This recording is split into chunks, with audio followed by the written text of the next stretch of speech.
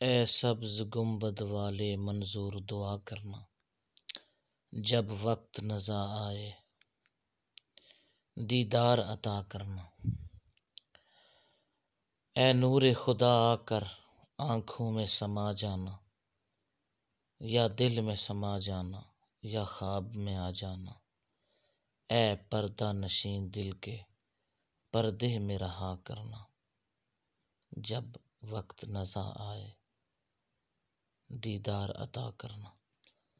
محبوب الہی سا کوئی نہ حسین دیکھا،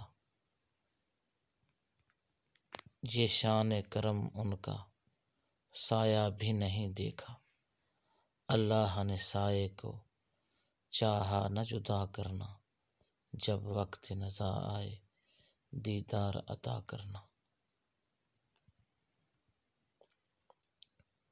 اللہ کے محبوب صلی اللہ علیہ وسلم فرماتے ہیں،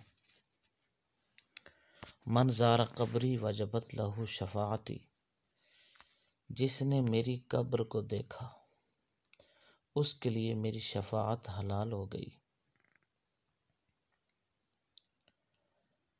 حضور کی قبر انور کا یہ حال ہے کہ جو صرف سرکار کی قبر کو دیکھے اس کے لیے حضور کی شفاعت حلال ہو جائے، اور جو اپنی آنکھوں سے، ظاہری آنکھوں سے یا خواب میں، دل کی آنکھ سے حضور کی زیارت کر لے، اس کی کیا شان ہوگی، اس کے ایمان کا کیا حال ہوگا، اس کا ایمان کس اعلیٰ درجے کا ہوگا جس نے میرے آقا صلی اللہ علیہ وسلم کو خواب میں دیکھا۔ تو جو قبر کو دیکھے اس کے لیے شفاعت ہے، تو جو حضور کو خواب کے اندر دیکھ لے اس کی شان کیا ہوگی۔ سبحان اللہ، سبحان اللہ۔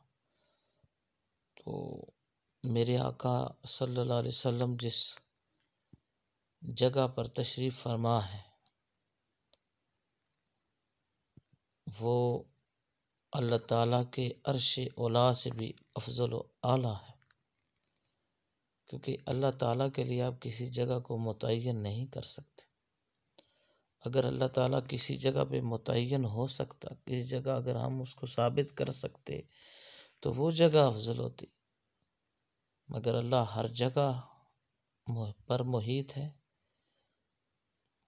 اور اس پہ کلام کرنا بھی جو ہے وہ ہمارے لیے اچھا نہیں ہے۔